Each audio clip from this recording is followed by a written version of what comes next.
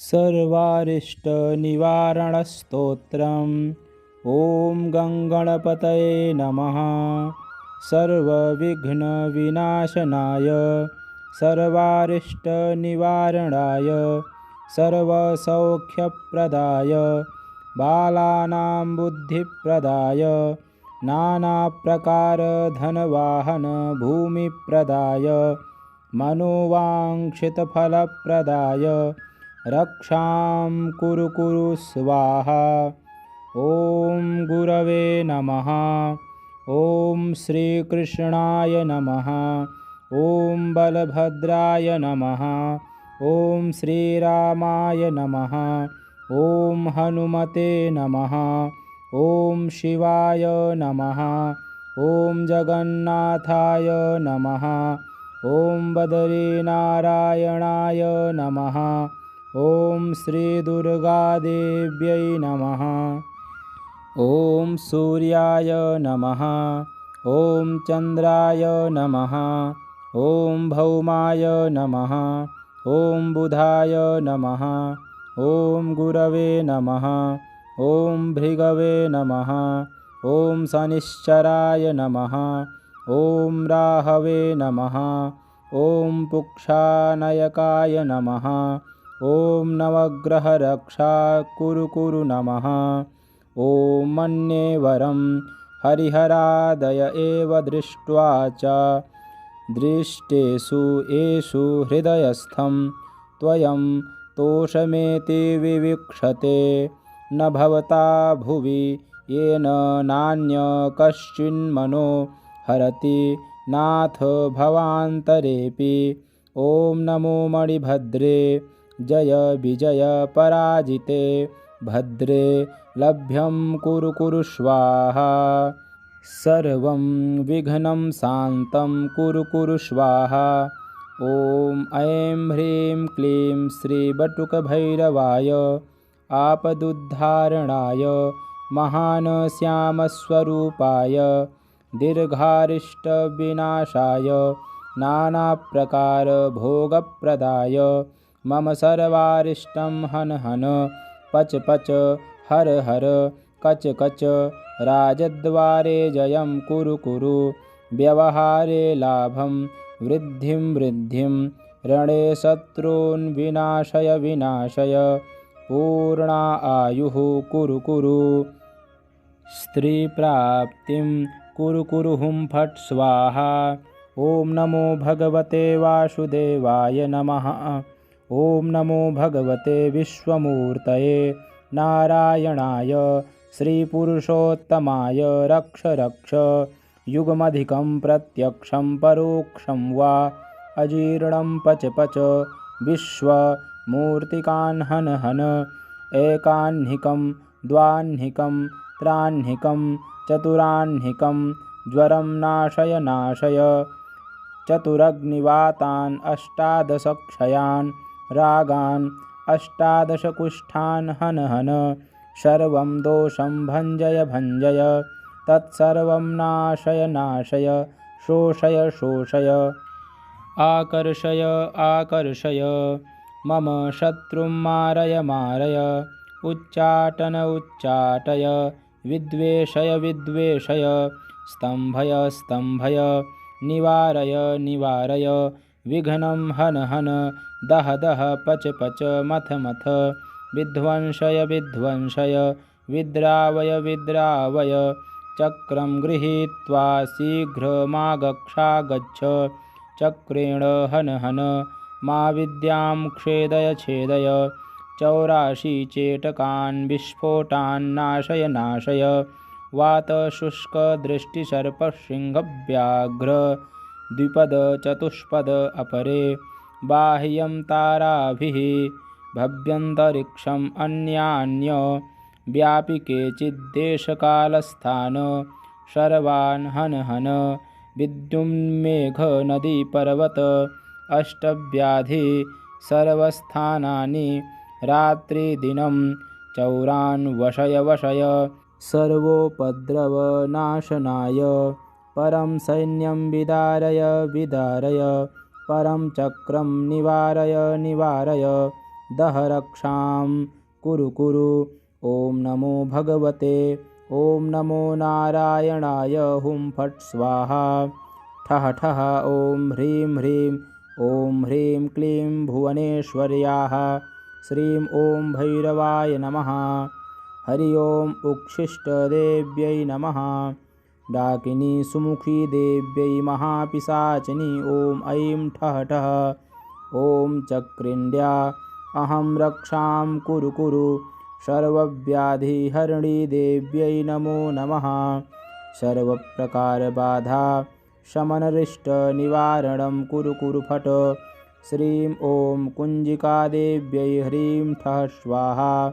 शीघ्रमरिष्टनिवारणं कुरु कुरु। शाम्बरीं क्रीं ठः स्वाहा।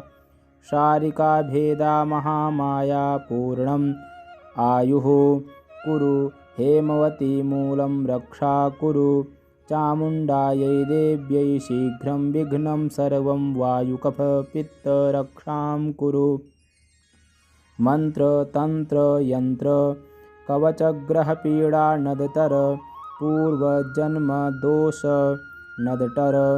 यस्य जन्मदोष नडतर। मातृदोष नडतर। पितृदोष नडतर। मारण मोहन उच्चाटन वशीकरण। स्तम्भन उन्मूलनं भूतप्रेत पिशाच जात जादूटोनाशमनं कुरु। सन्ति सरस्वत्यै कण्ठिकादेव्यै गलविस्फोटकायै विक्षिप्तशमनं महाज्वरक्षयं कुरु स्वाहा। सर्वसामग्रीभोजं सप्तदिवसं देहि देहि रक्षां कुरु। क्षण क्षण अरिष्टनिवारणं दिवस प्रतिदिवस दुःखं हरणं मङ्गलकरणं कार्यं सिद्धिं कुरु कुरु। हरि ओं श्रीरामचन्द्राय नमः। हरि ओं भूर्भुवः स्वः। चन्द्रतारा नवग्रह शेषनागपृथिवीदेव्यै आकाशस्य सर्वारिष्टनिवारणं कुरु कुरु स्वाहा। ॐ ऐं ह्रीं श्रीं बटुकभैरवाय आपदुद्धारणाय सर्वविघ्ननिवारणाय मम रक्षां कुरु कुरु स्वाहा। ॐ ऐं ह्रीं क्लीं श्रीवासुदेवाय नमः। बटुकभैरवाय आपदुद्धारणाय मम रक्षां कुरु कुरु स्वाहा। ॐ ऐं ह्रीं क्लीं श्रीविष्णुभगवान् मम अपराध क्षमा कुरु कुरु। सर्वविघ्नं विनाशय मम कामनापूर्णं कुरु कुरु स्वाहा। ॐ ऐं ह्रीं क्लीं श्रीबटुकभैरवाय आपदुद्धारणाय सर्वं विघ्ननिवारणाय मम रक्षां कुरु कुरु स्वाहा। ॐ ऐं ह्रीं क्लीं श्रीं ॐ श्रीदुर्गादेवी रुद्राणी सहिता रुद्रदेवता कालभैरवशः बटुकभैरवाय हनुमानशः मकरध्वजाय आपदुद्धारणाय मम सर्वं दोषक्षमाय कुरु कुरु। सकलविघ्नविनाशाय मम शुभमाङ्गलिककार्यसिद्धिं कुरु कुरु स्वाहा। ॐ ऐं ह्रीं क्लीं श्रीविष्णुभगवान् मम अपराध क्षमा कुरु कुरु। सर्वविघ्नं विनाशय मम कामनापूर्णं कुरु कुरु स्वाहा। ॐ ऐं ह्रीं क्लीं श्रीबटुकभैरवाय आपदुद्धारणाय सर्वविघ्ननिवारणाय मम रक्षां कुरु कुरु स्वाहा। ॐ ऐं ह्रीं क्लीं श्रीं ॐ श्रीदुर्गादेवी रुद्राणी सहिता रुद्रदेवता कालभैरवशः बटुकभैरवाय हनुमानशः मकरध्वजाय आपदुद्धारणाय मम सर्वं दोषक्षमाय कुरु कुरु। सकलविघ्नविनाशाय मम शुभमाङ्गलिककार्यसिद्धिं कुरु कुरु स्वाहा। फलश्रुतिः एष विद्यामाहात्म्यं च पुरा मया प्रोक्तं ध्रुवं समक्रतुतु हन्तेनान् सर्वांश्च बलिदानवाः।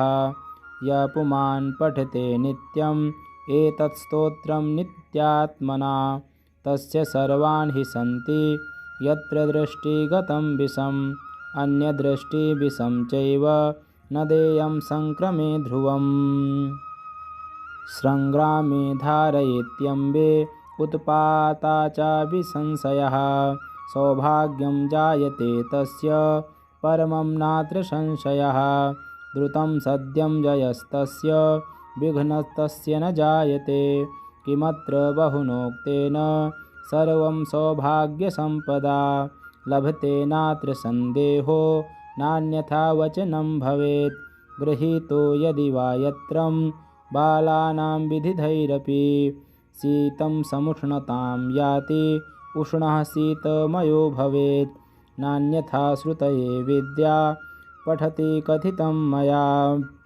भोजपत्रे लिखेद् यत्रं गोरोचनमयेन च इमां विद्यां शिरो बद्ध्वा सर्वरक्षा करोतु मे पुरुषस्याथवा नारी हस्ते बद्ध्वा विचक्षणः विद्रवन्ति प्रणश्यन्ति धर्मस्तिष्ठति नित्यशः सर्वशत्रुरधो यान्ति शीघ्रं ते च पलायनम् इति श्रीभृगुऋषिकृतं सर्वारिष्टनिवारणस्तोत्रम् ॐ गङ्गणपतये नमः सर्वविघ्नविनाशनाय सर्वारिष्टनिवारणाय सर्वसौख्यप्रदाय बालानां बुद्धिप्रदाय नानाप्रकारधनवाहन भूमिप्रदाय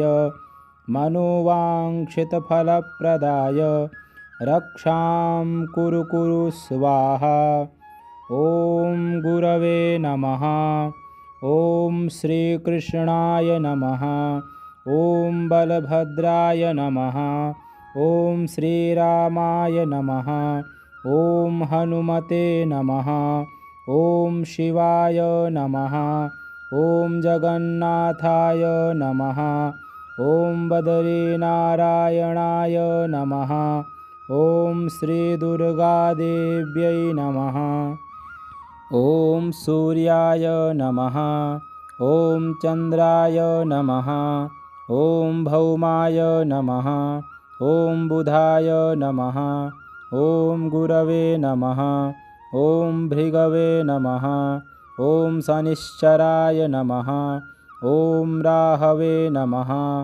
ॐ पुक्षानयकाय नमः ॐ नवग्रहरक्षा कुरु नमः ॐ मन्ये वरं हरिहरादय एव दृष्ट्वा च दृष्टेषु येषु हृदयस्थं त्वयं तोषमेति विवीक्षते न भवता भुवि येन नान्य कश्चिन्मनो हरति नाथ भवान्तरेऽपि ॐ नमो मणिभद्रे जय विजय पराजिते भद्रे लभ्यं कुरु स्वाहा सर्वं विघ्नं शान्तं कुरु स्वाहा ॐ ऐं ह्रीं क्लीं श्रीबटुकभैरवाय आपदुद्धारणाय महान् श्यामस्वरूपाय दीर्घारिष्टविनाशाय नानाप्रकारभोगप्रदाय मम सर्वारिष्टं हन हन पच पच हर हर कच कच राजद्वारे जयं कुरु व्यवहारे लाभं वृद्धिं रणे शत्रून् विनाशय पूर्णा आयुः कुरु स्त्रीप्राप्तिं कुरु हुं फट् स्वाहा ॐ नमो भगवते वासुदेवाय नमः ॐ नमो भगवते विश्वमूर्तये नारायणाय श्रीपुरुषोत्तमाय रक्ष युगमधिकं प्रत्यक्षं परोक्षं वा अजीर्णं पच विश्वमूर्तिकान् हन हन एकाह्निकं द्वाह्निकं त्राह्निकं चतुराह्निकं ज्वरं नाशय चतुरग्निवातान् अष्टादशक्षयान् रागान् अष्टादशकुष्ठान् हन हन सर्वं दोषं भञ्जय भञ्जय तत्सर्वं नाशय नाशय शोषय शोषय आकर्षय आकर्षय मम शत्रुं मारय मारय उच्चाटन उच्चाटय विद्वेषय विद्वेषय स्तम्भय स्तम्भय निवारय निवारय विघ्नं हन हन दह दह पच पच मथ मथ विध्वंसय विध्वंसय विद्रावय विद्रावय चक्रं गृहीत्वा शीघ्रमागच्छागच्छ चक्रेण हन हन मा विद्यां छेदय छेदय 84 चेटकान् विस्फोटान् नाशय नाशय वातशुष्कदृष्टिसर्पसिंहव्याघ्र द्विपद चतुष्पद अपरे बाह्यं ताराभिः भव्यन्तरिक्षम् अन्यान्य व्यापि केचिद्देशकालस्थान् सर्वान् हन हन विद्युन्मेघनदीपर्वत अष्टव्याधि सर्वस्थानानि रात्रिदिनं चौरान् वशय वशय सर्वोपद्रवनाशनाय परं सैन्यं विदारय विदारय परं चक्रं निवारय निवारय दह रक्षां कुरु कुरु ॐ नमो भगवते ॐ नमो नारायणाय हुं फट् स्वाहा ठः ठः ॐ ह्रीं ह्रीं ॐ ह्रीं क्लीं भुवनेश्वर्याः श्रीं ॐ भैरवाय नमः हरि ओं उच्छिष्टदेव्यै नमः डाकिनी सुमुखी देव्यै महापिशाचिनी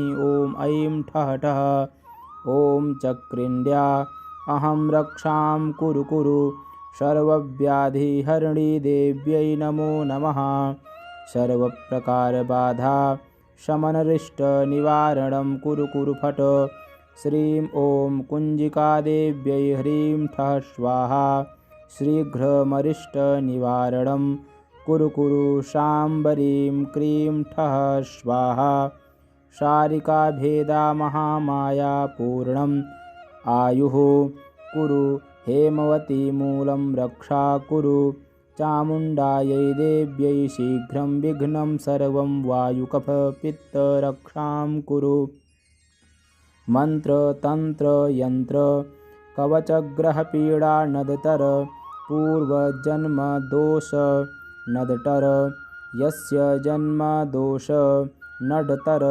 मातृदोष नडतर पितृदोष नडतर मारण मोहन उच्चाटन वशीकरण स्तंभन उन्मूलनं भूतप्रेत पिशाच जात जादूटोनाशमनं कुरु सन्ति सरस्वत्यै कण्ठिकादेव्यै गलविस्फोटकायै विक्षिप्तशमनं महान् क्षयं कुरु स्वाहा सर्वसामग्रीभोजं सप्तदिवसं देहि देहि रक्षां कुरु क्षण क्षण अरिष्टनिवारणं दिवस प्रतिदिवस दुःखं हरणं मङ्गलकरणं कार्यं सिद्धिं कुरु कुरु हरि ओं श्रीरामचन्द्राय नमः हरि ओं भूर्भुवः स्वः चन्द्रतारा नवग्रहशेषनागपृथिवीदेव्यै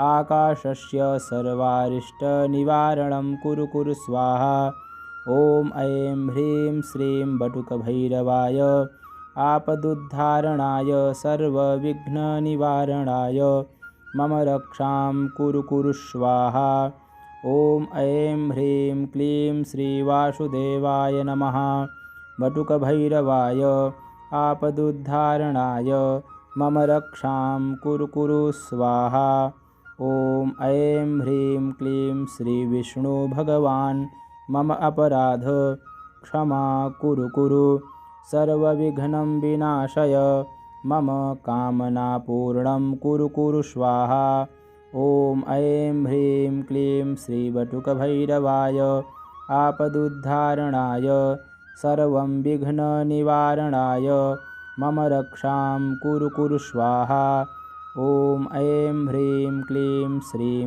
ॐ श्रीदुर्गादेवी रुद्राणी सहिता रुद्रदेवता कालभैरवशः बटुकभैरवाय हनुमान्शः मकरध्वजाय आपदुद्धारणाय मम सर्वं दोषक्षमाय कुरु सकलविघ्नविनाशाय मम शुभमाङ्गलिककार्यसिद्धिं कुरु स्वाहा।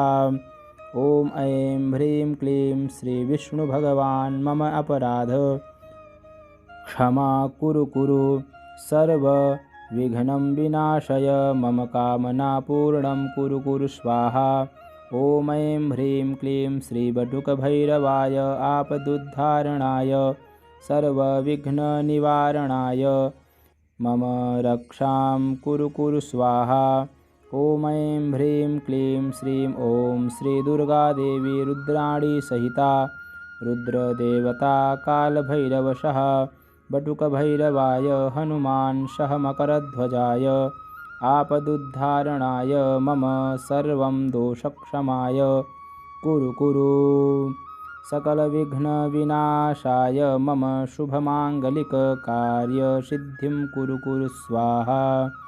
फलश्रुतिः एष विद्यामाहात्म्यं च पुरा मया प्रोक्तं ध्रुवं समक्रतुतुहन्तेनान् सर्वांश्च बलिदानवाः य पुमान् पठते नित्यम् एतत् स्तोत्रं नित्यात्मना तस्य सर्वान् हि सन्ति यत्र दृष्टिगतं विषम् अन्यदृष्टिविषं चैव न देयं संक्रमे ध्रुवम् संग्रामे धारयेत्यम्बे उत्पाता च विसंशयः सौभाग्यं जायते तस्य परमं नात्र संशयः द्रुतं सद्यं जयस्तस्य विघ्नस्तस्य न जायते किमत्र बहुनोक्तेन सर्वं सौभाग्यसम्पदा लभते नात्र सन्देहो नान्यथा वचनं भवेत् गृहीतो यदि वा यत्रं बालानां विधिधैरपि शीतं समुष्णतां याति उष्णः शीतमयो भवेत् नान्यथा श्रुतये विद्या पठति कथितं मया भोजपत्रे लिखेद् यत्रं गोरोचनमयेन च इमां विद्यां शिरो बद्ध्वा सर्वरक्षा करोतु मे पुरुषस्याथवा नारी हस्ते बद्ध्वा विचक्षणः विद्रवन्ति प्रणश्यन्ति धर्मस्तिष्ठति नित्यशः सर्वशत्रुरधो यान्ति शीघ्रं ते च पलायनम् इति श्रीभृगुऋषिकृतं सर्वारिष्टनिवारणस्तोत्रम् ॐ गङ्गणपतये नमः। सर्वविघ्नविनाशनाय सर्वारिष्टनिवारणाय सर्वसौख्यप्रदाय बालानां बुद्धिप्रदाय नानाप्रकारधनवाहनभूमिप्रदाय मनोवाञ्छितफलप्रदाय रक्षां कुरु स्वाहा। ॐ गुरवे नमः। ॐ श्रीकृष्णाय नमः। ॐ बलभद्राय नमः। ॐ श्रीरामाय नमः।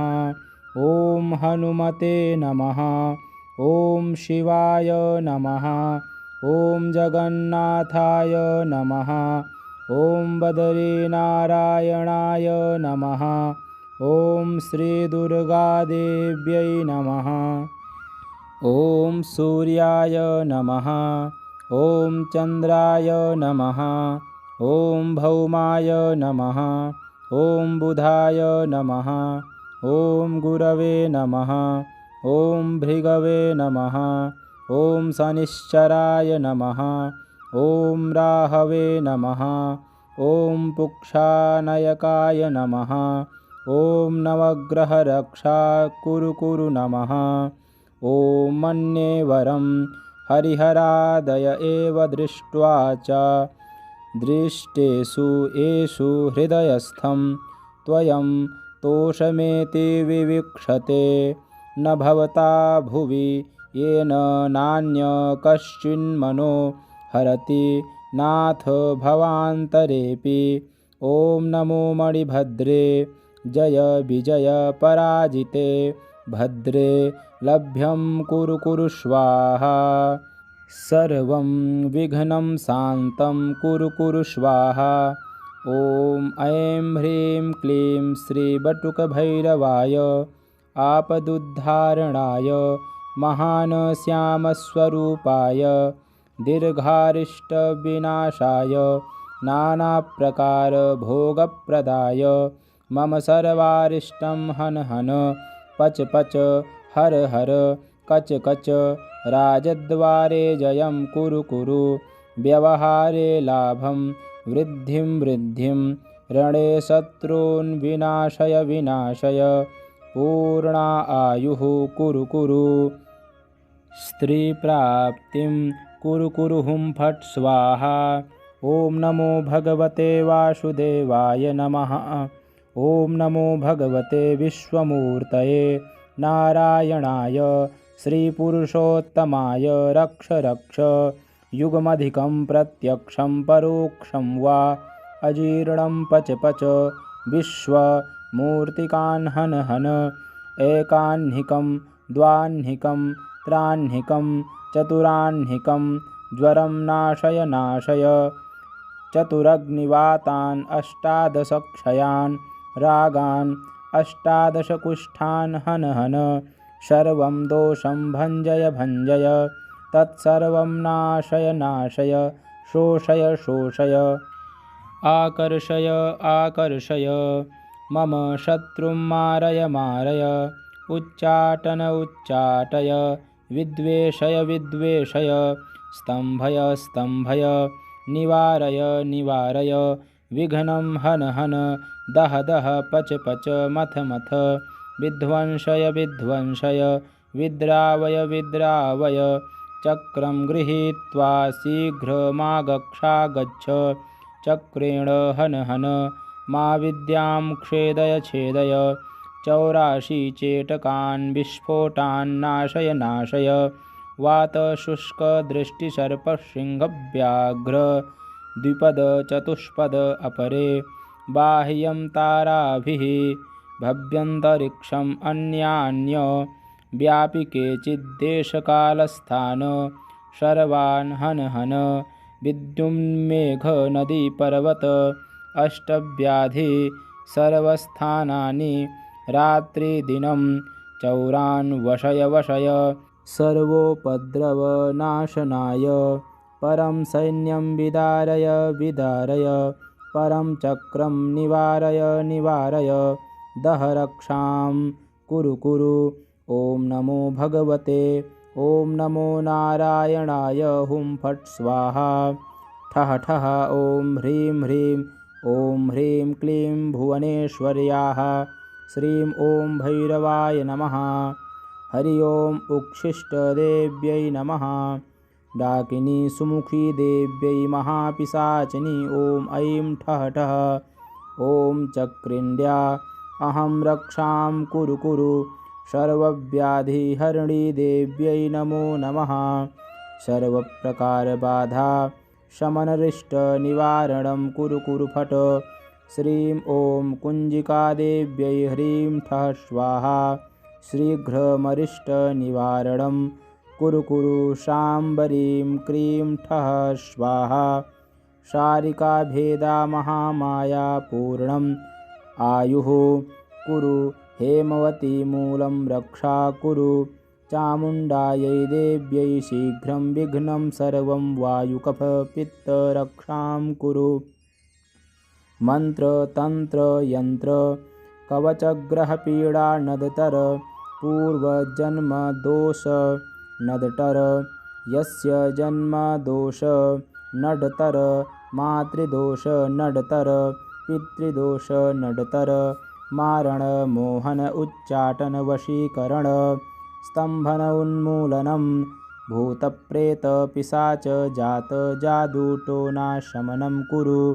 सन्ति सरस्वत्यै कण्ठिकादेव्यै गलविस्फोटकायै विक्षिप्तशमनं महाज्वरक्षयं कुरु स्वाहा सर्वसामग्रीभोजं सप्तदिवसं देहि देहि रक्षां कुरु क्षण अरिष्टनिवारणं दिवस प्रतिदिवस दुःखं हरणं मङ्गलकरणं कार्यं सिद्धिं कुरु हरि ओं श्रीरामचन्द्राय नमः हरि ओं भूर्भुवः स्वः चन्द्रतारा नवग्रहशेषनागपृथिवीदेव्यै आकाशस्य सर्वारिष्टनिवारणं कुरु स्वाहा ॐ ऐं ह्रीं श्रीं बटुकभैरवाय आपदुद्धारणाय सर्वविघ्ननिवारणाय मम रक्षां कुरु स्वाहा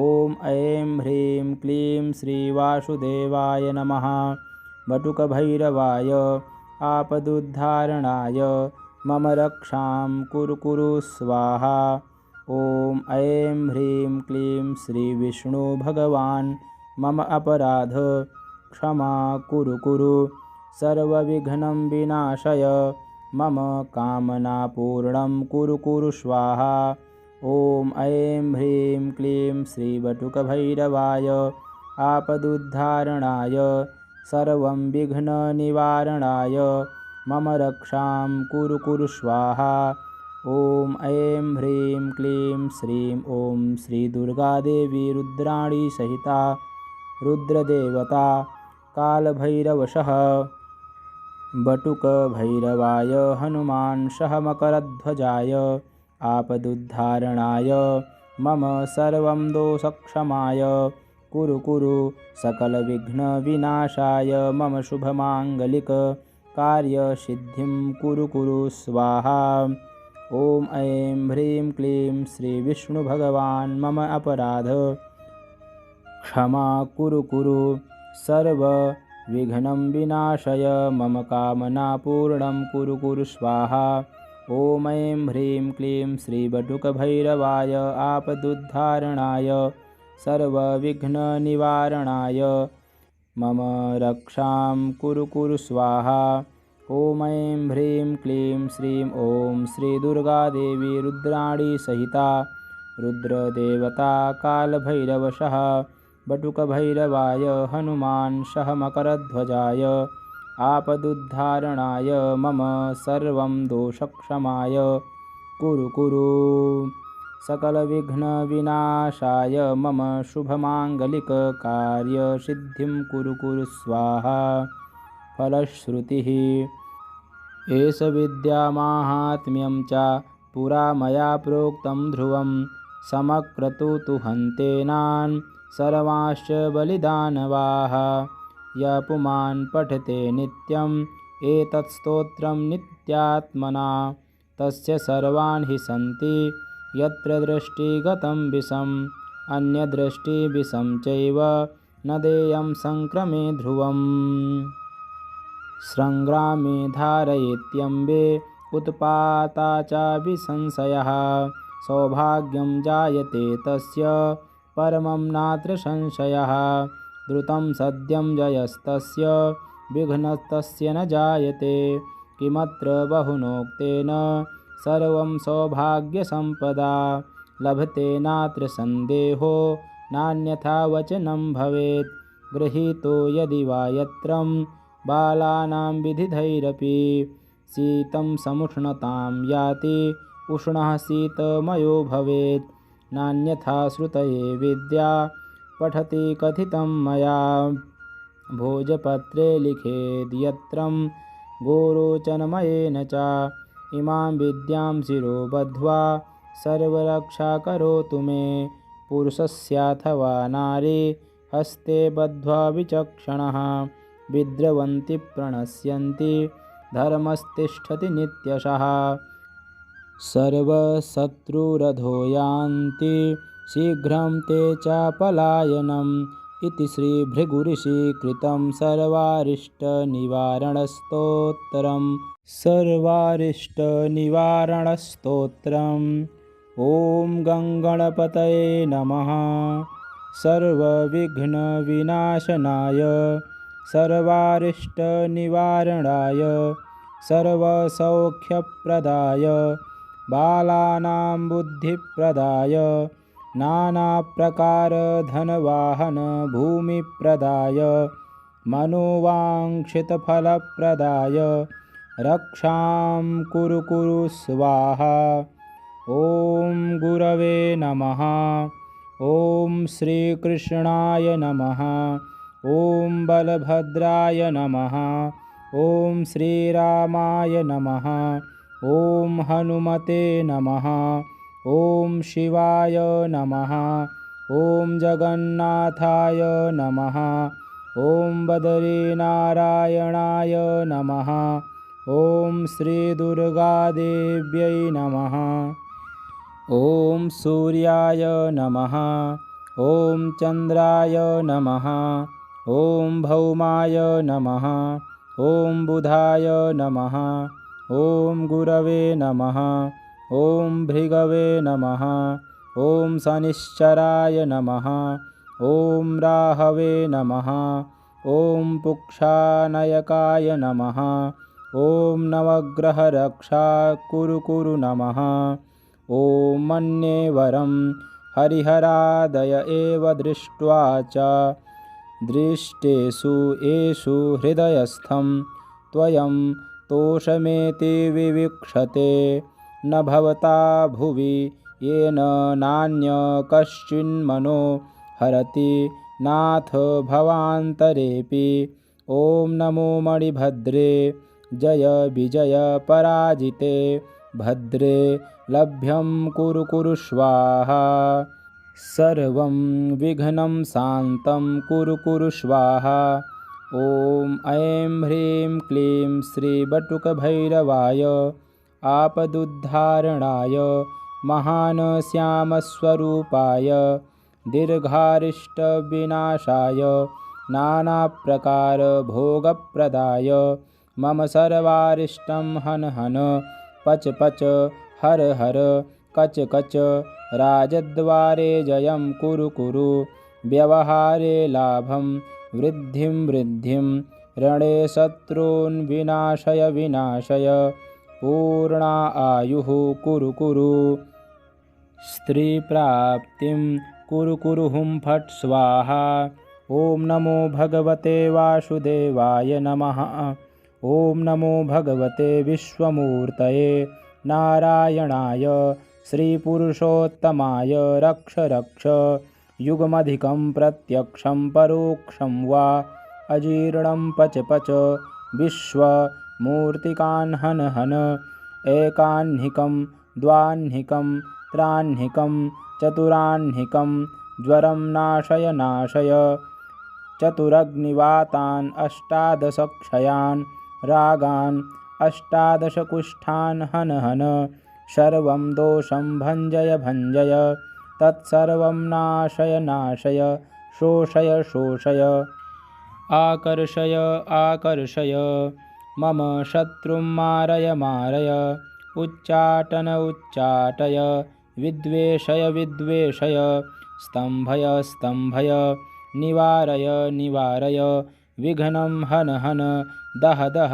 पच पच मथ मथ विध्वंसय विध्वंसय विद्रावय विद्रावय चक्रं गृहीत्वा शीघ्रमागच्छागच्छ चक्रेण हन हन मा विद्यां छेदय छेदय 84 चेटकान् विस्फोटान् नाशय नाशय वातशुष्कदृष्टिसर्पसिंहव्याघ्र द्विपद चतुष्पद अपरे बाह्यं ताराभिः भव्यन्तरिक्षम् अन्यान्य व्यापि केचिद्देशकालस्थान् सर्वान् हन हन विद्युन्मेघनदीपर्वत अष्टव्याधि सर्वस्थानानि रात्रिदिनं चौरान् वशय वशय सर्वोपद्रवनाशनाय परं सैन्यं विदारय विदारय परं चक्रं निवारय निवारय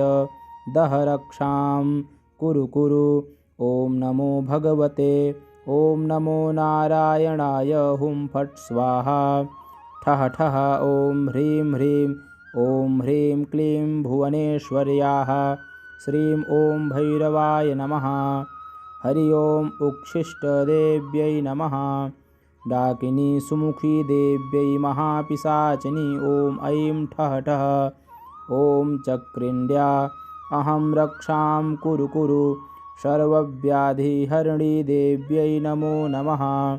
सर्वप्रकारबाधा शमनरिष्टनिवारणं कुरु कुरु फट्। श्रीं ॐ कुञ्जिकादेव्यै ह्रीं ठः स्वाहा। शीघ्रमरिष्टनिवारणं कुरु कुरु शाम्बरीं क्रीं ठः स्वाहा। शारिकाभेदा महामाया पूर्णम् आयुः कुरु। हेमवती मूलं रक्षा कुरु। चामुण्डायै देव्यै शीघ्रं विघ्नं सर्वं वायुकफपित्तरक्षां कुरु। मन्त्रतन्त्रयन्त्र कवचग्रहपीडा नदतर पूर्वजन्मदोष नदटर। यस्य जन्मदोष नडतर मातृदोष नडतर पितृदोष नडतर। मारण मोहन उच्चाटन वशीकरण स्तम्भन उन्मूलनं भूतप्रेत पिशाच जात जादूटोनाशमनं कुरु। सन्ति सरस्वत्यै कण्ठिकादेव्यै गलविस्फोटकायै विक्षिप्तशमनं महाज्वरक्षयं कुरु स्वाहा। सर्वसामग्रीभोजं सप्तदिवसं देहि देहि रक्षां कुरु। क्षण क्षण अरिष्टनिवारणं दिवस प्रतिदिवस दुःखं हरणं मङ्गलकरणं कार्यं सिद्धिं कुरु कुरु। हरि ओं श्रीरामचन्द्राय नमः। हरि ओं भूर्भुवः स्वः। चन्द्रतारा नवग्रह शेषनागपृथिवीदेव्यै आकाशस्य सर्वारिष्टनिवारणं कुरु कुरु स्वाहा। ॐ ऐं ह्रीं श्रीं बटुकभैरवाय आपदुद्धारणाय सर्वविघ्ननिवारणाय मम रक्षां कुरु कुरु स्वाहा। ॐ ऐं ह्रीं क्लीं श्रीवासुदेवाय नमः। बटुकभैरवाय आपदुद्धारणाय मम रक्षां कुरु कुरु स्वाहा। ॐ ऐं ह्रीं क्लीं श्रीविष्णुभगवान् मम अपराध क्षमा कुरु कुरु। सर्वविघ्नं विनाशय मम कामनापूर्णं कुरु कुरु स्वाहा। ॐ ऐं ह्रीं क्लीं श्रीबटुकभैरवाय आपदुद्धारणाय सर्वं विघ्ननिवारणाय मम रक्षां कुरु कुरु स्वाहा। ॐ ऐं ह्रीं क्लीं श्रीं ॐ श्रीदुर्गादेवी रुद्राणी सहिता रुद्रदेवता कालभैरवशः बटुकभैरवाय हनुमानशः मकरध्वजाय आपदुद्धारणाय मम सर्वं दोषक्षमाय कुरु कुरु। सकलविघ्नविनाशाय मम शुभमाङ्गलिककार्यसिद्धिं कुरु कुरु स्वाहा। ॐ ऐं ह्रीं क्लीं श्रीविष्णुभगवान् मम अपराध क्षमा कुरु कुरु। सर्वविघ्नं विनाशय मम कामनापूर्णं कुरु कुरु स्वाहा। ॐ ऐं ह्रीं क्लीं श्रीबटुकभैरवाय आपदुद्धारणाय सर्वविघ्ननिवारणाय मम रक्षां कुरु कुरु स्वाहा। ॐ ऐं ह्रीं क्लीं श्रीं ॐ श्रीदुर्गादेवी रुद्राणी सहिता रुद्रदेवता कालभैरवशः बटुकभैरवाय हनुमानशः मकरध्वजाय आपदुद्धारणाय मम सर्वं दोषक्षमाय कुरु कुरु। सकलविघ्नविनाशाय मम शुभमाङ्गलिककार्यसिद्धिं कुरु कुरु स्वाहा। फलश्रुतिः एष विद्यामाहात्म्यं च पुरा मया प्रोक्तं ध्रुवं समक्रतुतु हन्तेनान् सर्वांश्च बलिदानवाः। य पुमान् पठते नित्यम् एतत् स्तोत्रं नित्यात्मना तस्य सर्वान् हि सन्ति यत्र दृष्टिगतं विषम् अन्यदृष्टिविषं चैव न देयं संक्रमे ध्रुवम्। संग्रामे धारयेत्यम्बे उत्पाता च विसंशयः। सौभाग्यं जायते तस्य परमं नात्र संशयः। द्रुतं सद्यं जयस्तस्य विघ्नस्तस्य न जायते। किमत्र बहुनोक्तेन सर्वं सौभाग्यसम्पदा। लभते नात्र सन्देहो नान्यथा वचनं भवेत्। गृहीतो यदि वा यत्रं बालानां विधिधैरपि। शीतं समुष्णतां याति उष्णः शीतमयो भवेत्। नान्यथा श्रुतये विद्या पठति कथितं मया। भोजपत्रे लिखेद् यत्रं गोरोचनमयेन च। इमां विद्यां शिरो बद्ध्वा सर्वरक्षा करोतु मे। पुरुषस्याथवा नारी हस्ते बद्ध्वा विचक्षणः।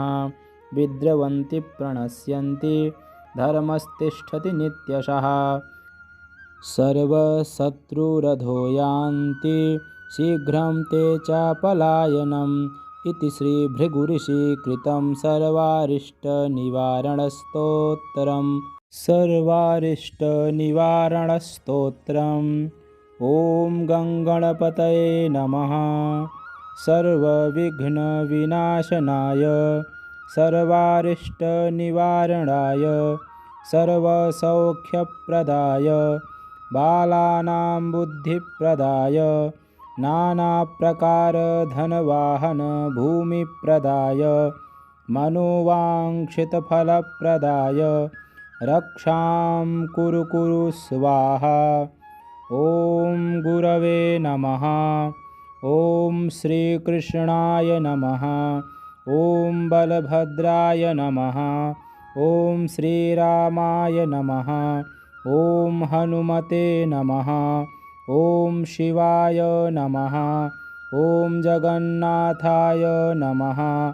ॐ बदरीनारायणाय नमः। ॐ श्रीदुर्गादेव्यै नमः। ॐ सूर्याय नमः। ॐ चन्द्राय नमः। ॐ भौमाय नमः। ॐ बुधाय नमः। ॐ गुरवे नमः। ॐ भृगवे नमः। ॐ शनिश्चराय नमः। ॐ राहवे नमः। ॐ पुक्षानयकाय नमः। ॐ नवग्रहरक्षा कुरु नमः। ॐ मन्ये वरं हरिहरादय एव दृष्ट्वा च दृष्टेषु येषु हृदयस्थं त्वयं तोषमेति विवीक्षते। न भवता भुवि येन नान्यकश्चिन्मनो हरति नाथ भवान्तरेऽपि। ॐ नमो मणिभद्रे जय विजय पराजिते भद्रे लभ्यं कुरु स्वाहा। सर्वं विघ्नं शान्तं कुरु स्वाहा।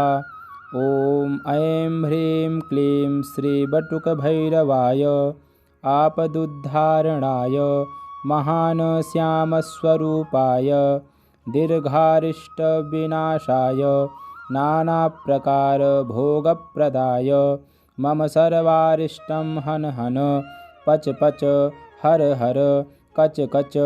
राजद्वारे जयं कुरु व्यवहारे लाभं वृद्धिं रणे शत्रून् विनाशय पूर्णा आयुः कुरु स्त्रीप्राप्तिं कुरु हुं फट् स्वाहा। ॐ नमो भगवते वासुदेवाय नमः। ॐ नमो भगवते विश्वमूर्तये नारायणाय श्रीपुरुषोत्तमाय रक्ष युगमधिकं प्रत्यक्षं परोक्षं वा अजीर्णं पच पच विश्वमूर्तिकान् हन हन।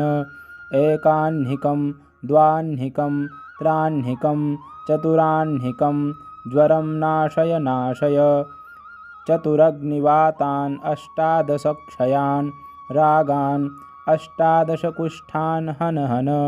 सर्वं दोषं भञ्जय तत्सर्वं नाशय नाशय शोषय शोषय आकर्षय आकर्षय मम शत्रुं मारय मारय उच्चाटन उच्चाटय विद्वेषय विद्वेषय स्तम्भय स्तम्भय निवारय निवारय विघ्नं हन हन दह दह पच पच मथ मथ विध्वंसय विध्वंसय विद्रावय विद्रावय चक्रं गृहीत्वा शीघ्रमागच्छागच्छ चक्रेण हन हन मा विद्यां छेदय छेदय 84 चेटकान् विस्फोटान् नाशय नाशय वात शुष्क दृष्टि सर्प सिंह व्याघ्र द्विपद चतुष्पद अपरे बाह्यं ताराभिः भव्यन्तरिक्षम् अन्यान्य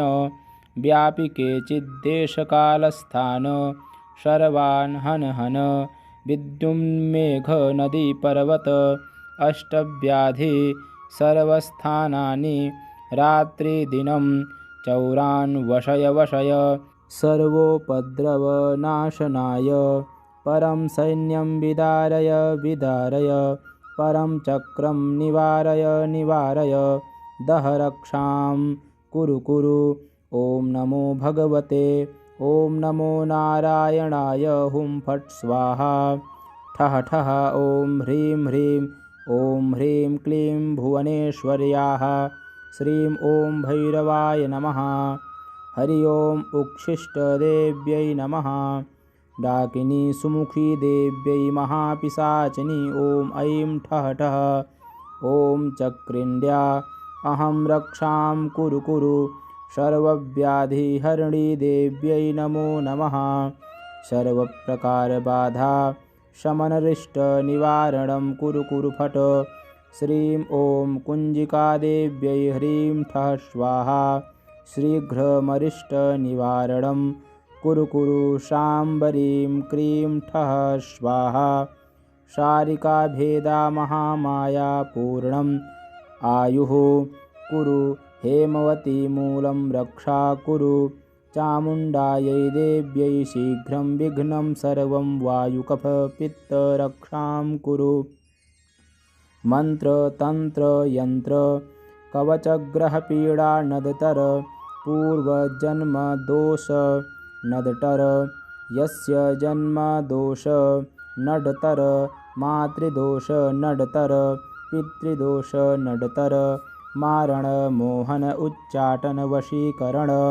स्तंभन उन्मूलनं भूतप्रेत पिशाच जात जादूटोनाशमनं कुरु सन्ति सरस्वत्यै कण्ठिकादेव्यै गलविस्फोटकायै विक्षिप्तशमनं महान् क्षयं कुरु स्वाहा सर्वसामग्रीभोजं सप्तदिवसं देहि देहि रक्षां कुरु क्षण क्षण अरिष्टनिवारणं दिवस प्रतिदिवस दुःखं हरणं मङ्गलकरणं कार्यं सिद्धिं कुरु कुरु हरि ओं श्रीरामचन्द्राय नमः हरि ओं भूर्भुवः स्वः चन्द्रतारा नवग्रहशेषनागपृथिवीदेव्यै आकाशस्य सर्वारिष्टनिवारणं कुरु कुरु स्वाहा ॐ ऐं ह्रीं श्रीं बटुकभैरवाय आपदुद्धारणाय सर्वविघ्ननिवारणाय मम रक्षां कुरु कुरु स्वाहा ॐ ऐं ह्रीं क्लीं श्रीवासुदेवाय नमः बटुकभैरवाय आपदुद्धारणाय मम रक्षां कुरु कुरु स्वाहा ॐ ऐं ह्रीं क्लीं श्रीविष्णुभगवान् मम अपराध क्षमा कुरु कुरु सर्वविघ्नं विनाशय मम कामनापूर्णं कुरु कुरु स्वाहा ॐ ऐं ह्रीं क्लीं श्रीबटुकभैरवाय आपदुद्धारणाय सर्वं विघ्ननिवारणाय मम रक्षां कुरु कुरु स्वाहा ॐ ऐं ह्रीं क्लीं श्रीं ॐ श्रीदुर्गादेवी रुद्राणी सहिता रुद्रदेवता कालभैरवशः बटुकभैरवाय हनुमान् सहमकरध्वजाय आपदुद्धारणाय मम सर्वं दोषक्षमाय कुरु कुरु सकलविघ्नविनाशाय मम शुभमाङ्गलिककार्यसिद्धिं कुरु कुरु स्वाहा। ॐ ऐं ह्रीं क्लीं श्रीविष्णुभगवान् मम अपराध क्षमा कुरु कुरु सर्वविघ्नं विनाशय मम कामनापूर्णं कुरु कुरु स्वाहा। ॐ ऐं ह्रीं क्लीं श्रीबटुकभैरवाय आपदुद्धारणाय सर्वविघ्ननिवारणाय मम रक्षां कुरु कुरु स्वाहा। ॐ ऐं ह्रीं क्लीं श्रीं ॐ श्रीदुर्गादेवी रुद्राणी सहिता रुद्रदेवता कालभैरवशः बटुकभैरवाय हनुमान् सहमकरध्वजाय आपदुद्धारणाय मम सर्वं दोषक्षमाय कुरु कुरु सकलविघ्नविनाशाय मम शुभमाङ्गलिककार्यसिद्धिं कुरु कुरु स्वाहा। फलश्रुतिः एष विद्यामाहात्म्यं च पुरा मया प्रोक्तं ध्रुवं समक्रतुतुहन्तेनान् सर्वांश्च बलिदानवाः य पुमान् पठते नित्यम् एतत् स्तोत्रं नित्यात्मना तस्य सर्वान् हि सन्ति यत्र दृष्टिगतं विषम् अन्यदृष्टिविषं चैव न देयं संक्रमे ध्रुवम् संग्रामे धारयेत्यम्बे उत्पाता च विसंशयः सौभाग्यं जायते तस्य परमं नात्र संशयः द्रुतं सद्यं जयस्तस्य विघ्नस्तस्य न जायते किमत्र बहुनोक्तेन सर्वं सौभाग्यसम्पदा लभते नात्र सन्देहो नान्यथा वचनं भवेत् गृहीतो यदि वा यत्रं